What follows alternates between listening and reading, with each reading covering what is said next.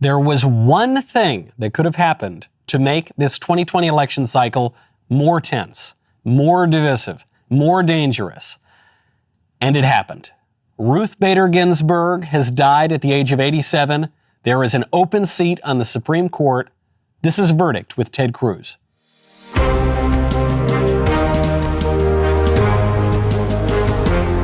Welcome back to Verdict with Ted Cruz. I'm Michael Knowles, joined by someone on President Trump's shortlist for the Supreme Court, Senator Ted Cruz. Senator Cruz, though I will ask you again and again, you have already expressed you are not interested in the job.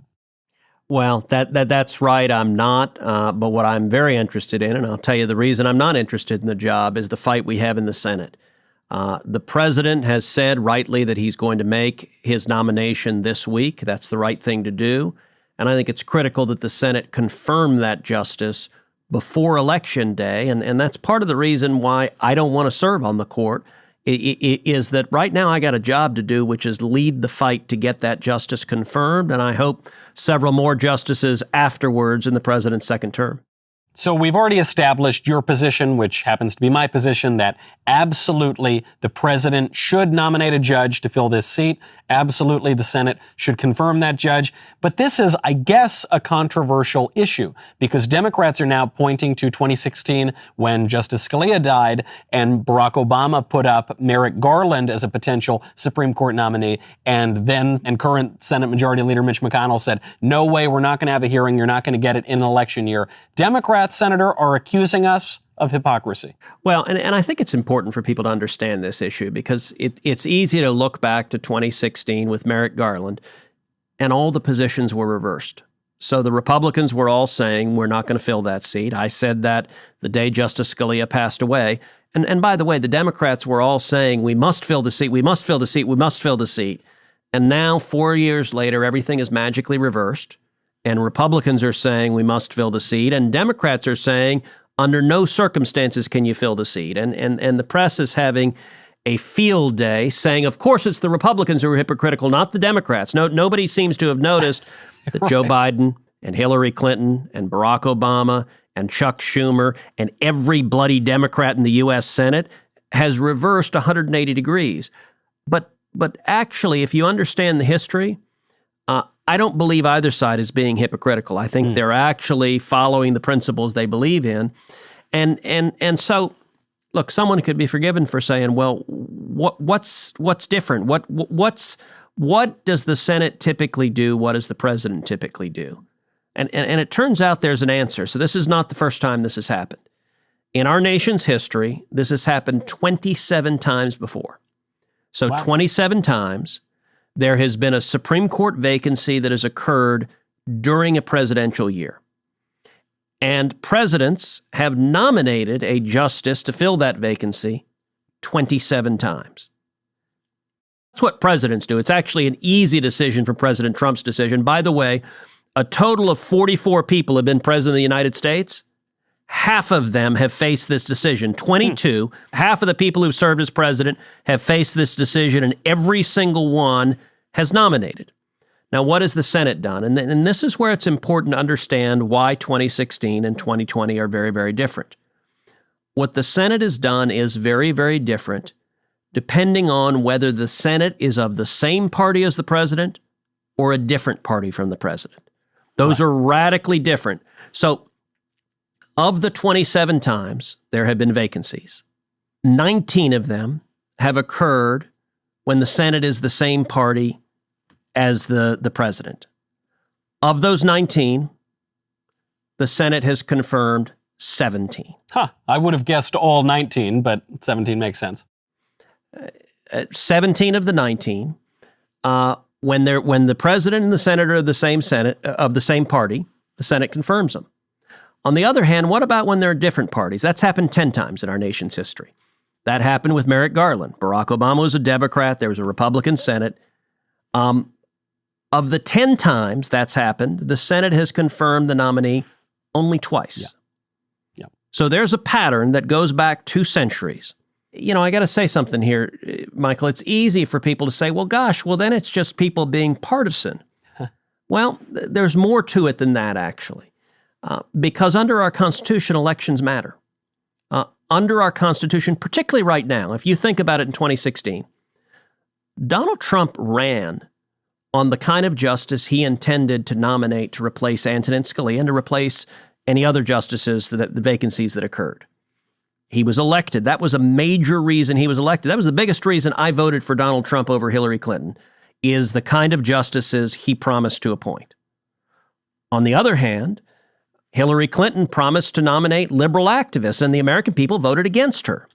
Likewise, the U.S. Senate, a big reason we have a Republican majority in the Senate is that Republican senators promised to confirm constitutionalist judges to the court and to block liberal activists. And the American people elected Republicans to the Senate in 2014, in 2016, and they actually grew the Republican majority in 2018. And so when you have all these reporters pulling their hair out and saying, well, because you blocked President Obama's nominee, you have to block Trump's, that's just silly, and it's utterly ahistorical, and it's not consistent with the history of the country. Of course. This charge of hypocrisy seems sort of silly to me because we elect our politicians to exercise the political power they can, and that will change by the circumstances. But I don't fault Barack Obama for putting up Merrick Garland.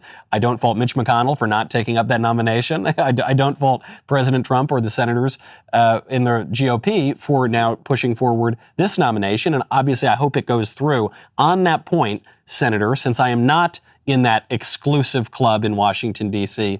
Can you tell us what is going on right now? What is the GOP, what are the GOP senators discussing? How is this process going to play out? Well, people are losing their minds. Look, and I'm concerned. You mentioned in the open to show how tense things are. We've already seen, unfortunately, violence in the street. I'm very concerned it's going to get worse. You're seeing Democrats threaten it to get worse. You're seeing liberal journalists threaten violence. And I think the Democratic senators are Chuck Schumer has threatened, he's boomed, everything is on the table, which frankly, I don't think is terribly consequential because they intended to be radical and extreme regardless. Yeah. So they're still going to be radical and extreme if they win. Look, the big question is where the Republican vote's going to be. Every Democrat is going to vote no. So there are 53 Republicans, there are 47 Democrats. We know there are 47 no's.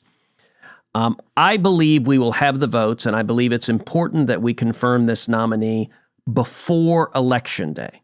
To be honest, the math, I don't think plays out all that differently from impeachment. And you and I spent a lot of time in verdict talking about impeachment. We knew at the time the votes that were really in question. You had Susan Collins, and she's already made public comments suggesting that she does not want to confirm a nominee before Election Day. Yep. You have Lisa Murkowski, who likewise has made public comments. And then, look, the next votes that you look to, Mitt Romney obviously voted to convict the president of impeachment. I think a lot of people are wondering how Mitt's going to vote. I don't know. He hadn't said. He's playing his cards pretty close to the vest. So we'll see. I think even if the three of them end up voting no, that's still 50-50, which means the vice president breaks the tie. I don't think there are 4 no votes. Now, it depends on the nominee. If something disastrous happened with the nominee, that could change the math. But assuming that the president nominates a serious, credible judicial nomination, I think we'll have the votes to confirm the justice. And I think it is very important that we do so before the election. And let me tell you why. Joe Biden has been incredibly clear that he intends to challenge the results of this election if he doesn't win. He's hired a team of lawyers headed by veteran Supreme Court advocates to get ready to challenge the election. I think there are one of 2 outcomes on Election Day. Either Biden wins, in which case the Democrats celebrate and the media celebrates, or if Biden doesn't win, I think the chances are 100% they go to court and challenge the result. We know that Hillary Clinton has told Joe Biden under no circumstances should you concede this election, no matter what. This weekend, I did the George Stephanopoulos show, and I made this point, and I got to say, and look, I know George fairly well. I've done his show a number of times. this is the point he got most agitated about. This is the point he jumped in. He said, no, it's Trump who's challenging the legitimacy of the election. What nonsense. And it's very weird. The Democrats in the media, it's like a Freudian projection. They accuse the other side of doing what they're doing. Given the almost certainty that Biden's going to be challenging the election, if this seat is not filled by Election Day, we would have 8 justices on the court. If the Supreme Court deadlocks 4-4, it can't reach a decision. So an equally divided court has no authority to decide anything. And to understand the chaos of this, so some people say, okay, fine. Well, what happens if you don't have a Supreme Court that could decide it? Well, I think the odds are very high that we will see, if Biden loses, not just one lawsuit or one contested election like we had in 2000 in Bush versus Gore in Florida. You had multiple lawsuits, but just one state being challenged. I think Biden is likely to bring multiple cases all over the country in any close state. And we could end up with conflicting decisions from conflicting circuit courts. And if there's no Supreme Court, you can't resolve those conflicts.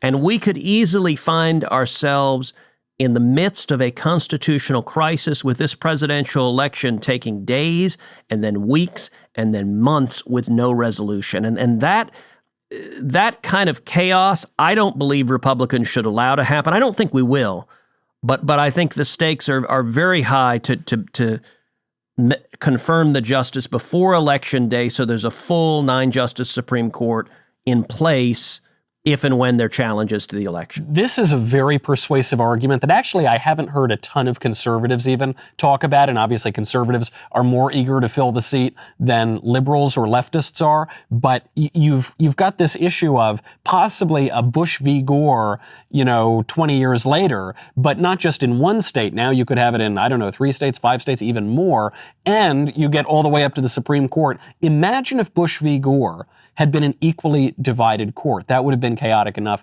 That is really not something to look forward to. So a very persuasive argument. A lot of this debate now over whether or not to fill the seat has come down to the personal wishes of Justice Ginsburg. You have some Democrats now saying that it was Ruth Bader Ginsburg's dying wish that no Republican fill her seat.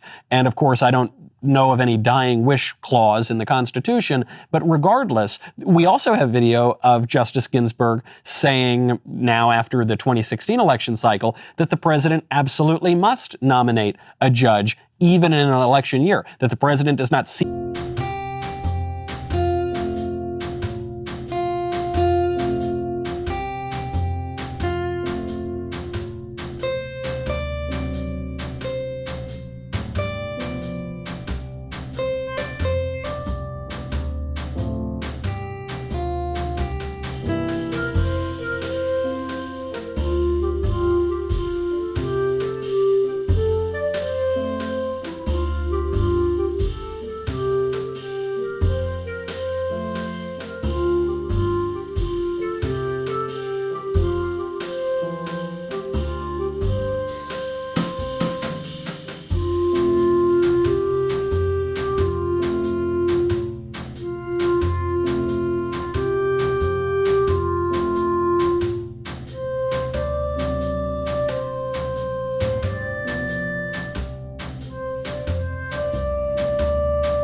to be the president just because it is an election year. So we've heard from her own mouth this idea that we should go forward with the nomination. We've heard from some people, I suppose, who knew her that she wouldn't have wanted them to. It occurs to me, Senator, you have met Justice Ginsburg on a number of occasions. You've argued cases before the Supreme Court. Do you have any personal insight into the justice, any personal reflections now that she's passed? Well, sure. Look, I did know Justice Ginsburg personally. I argued before her 9 times. She was brilliant. Her personal story is remarkable. I mean, she was born and grew up in New York City. She ended up going to Cornell. She went to Harvard Law School, was one of the very first women ever to go to Harvard Law School. Her husband got a job at a New York law firm, and so she transferred from Harvard to Columbia, and she graduated from Columbia Law School. Graduated tied #1 in the class. She was on the Harvard Law Review. She was on the Columbia Law Review. And, it's an amazing thing. When she was coming out of Columbia Law School, she applied for a Supreme Court clerkship with Justice Felix Frankfurter, renowned liberal justice. And he turned her down because she was a woman. Huh. He wouldn't hire a woman, despite she had professors from law school making the case for her, but she got denied the clerkship. She had a hard time getting hired as a lawyer. And it's actually quite an amazing thing. Sandra Day O'Connor, who came out of Stanford Law School, she was number 3 in the class. Both of them were offered jobs as legal secretaries. I mean, you want to talk about serious discrimination. They're graduating at or near the top of their class, and they can't get hired as first-year lawyers. Justice Ginsburg ended up becoming a professor and then becoming a Supreme Court advocate. And she was actually one of the finest Supreme Court advocates to have ever lived. When it comes to race and issues of equal justice before the law, Thurgood Marshall is really the pioneer of arguing cases to expand, to fight racial injustice. Ruth Bader Ginsburg did the same thing when it comes to gender inequality. And she had a litigation strategy where she would challenge laws that were designed to benefit women, to give special benefits to women, but she challenged them as being inconsistent with the Constitution's Equal Protection Clause, that the Constitution, she would argue, mandated that you treat men and women the same.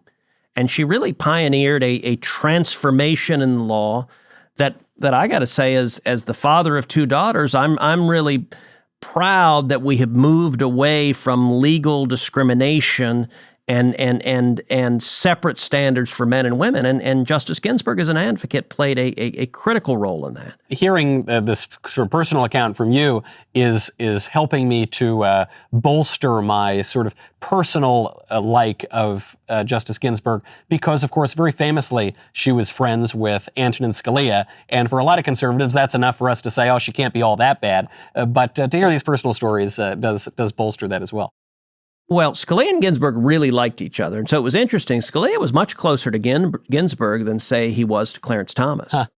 Jurisprudentially, they were much closer, but personally, and it was almost an odd couple friendship, because Scalia was loud and boisterous and brilliant. I mean, Scalia was an extraordinary person. Ginsburg temperamentally was very quiet. Yeah. She was very prim and proper. She had the personality almost of a librarian, but she was brilliant. And it was interesting. She and Scalia enjoyed opera together, and they would go to opera. And I think Scalia made her laugh. He was such an ebullient personality that she enjoyed him. When I was arguing in front of her, her questions were always careful. They were incisive. She was a dangerous questioner. Most of the big cases that I argued before her, she voted against me. Although, interestingly enough, one of the bigger cases I argued was Medellin versus Texas, where Texas stood up and fought the World Court and the United Nations and the President of the United States. And I argued it twice, won 5-4 the first time, 6-3 the second time. The first time I won, the 5-4 included Justice Ginsburg. She was the necessary fifth vote that if she had voted against the state of Texas, we would have lost. We lost Sandra Day O'Connor, but we picked up Justice Ginsburg as our fifth vote, and that was very important for the court ultimately striking down the World Court and the president's overreach of power. I can tell you another Ginsburg story, which is one of the cases I argued before the court was the Texas redistricting case. And you may remember that about 15 years ago, there was some news about Justice Ginsburg falling asleep at oral argument. And it made the papers all over the place. Well, here's a bit of trivia. The lawyer at the podium when she fell asleep was me. You're kidding. It was the Texas redistricting case. It was an afternoon argument, which is unusual. Normally arguments are in the morning. This argument was from 1 to 3 p.m., so it was double the length of a normal argument. And so I argued for 50 minutes. And she put her head down, and she was out for a good 20 minutes. I mean, she was asleep. And And at the time, when I was teaching a class on Supreme Court litigation at University of Texas Law School, so I came back the next week to my class, and my students were cracking up laughing. I mean, this had made news that Justice Ginsburg had fallen asleep. And I told her, I said, look, you know, I told my students, I said, listen, that's really what every advocate aspires to render your adjudicator unconscious. Yeah, that's through the power of your arguments. Well, I joked there's a way you do it, which is you speak in a soporific tone, and you gently rock side by side, and you just knock them right out. And interestingly enough, in that case, Justice Ginsburg did not need to be awake to vote against me. She voted in dissent. Fortunately, I won the case 5-4, but she was on the dissenting side. One other Ginsburg story I'll tell. Yeah. When I started my career as a law clerk for Chief Justice William Rehnquist, the chief liked Justice Ginsburg. He thought she was a very careful lawyer. And if there was a case whose legal outcome the chief didn't like, but he was in the majority, and there were some instances where the votes on the court were with the left and the chief would be with the majority, Justice Ginsburg was the liberal justice he most liked to assign the opinion to because she was a very careful lawyer. And so if there's a particular issue that he may have not been thrilled with the legal outcome, he knew that she would just resolve that narrow issue before the court and wouldn't write this undisciplined opinion. It would be interesting. Justice Souter, who was on the court, if he had a majority opinion, he could drop footnotes that would wreak havoc to whole other areas of law. Right. And Ginsburg wouldn't do that. She would focus on the issue. So Ginsburg by far was who the chief most liked to assign it to if it was going to be someone from the left on the court. Well, this brings us to a mailbag question that's came out to me, and I'd be curious to hear your thoughts on it. This is from Rogue Millennial, who says, obviously so much of the debate over Justice Ginsburg's old seat and filling the vacancy comes down to Roe v. Wade. It comes down to abortion. And Rogue Millennial asks, if a conservative majority SCOTUS considers overturning Roe v. Wade, is the wiser path to overturn it simply and return legislative power to the states? Or should they, or would they, seek to go further and to rule on the 14th Amendment as protecting the unborn, regardless of state laws? So that's a very savvy question, and it's important to highlight what Roe versus Wade did, because a lot of people don't know. I mean, they've heard of the case, they know it has to do with abortion, but they don't actually understand what Roe versus Wade did. So Roe versus Wade was decided in 1973. Prior to Roe versus Wade, abortion was a state law matter, and each state had different laws on abortion. Some states were quite permissive with it, some states were quite restrictive with it.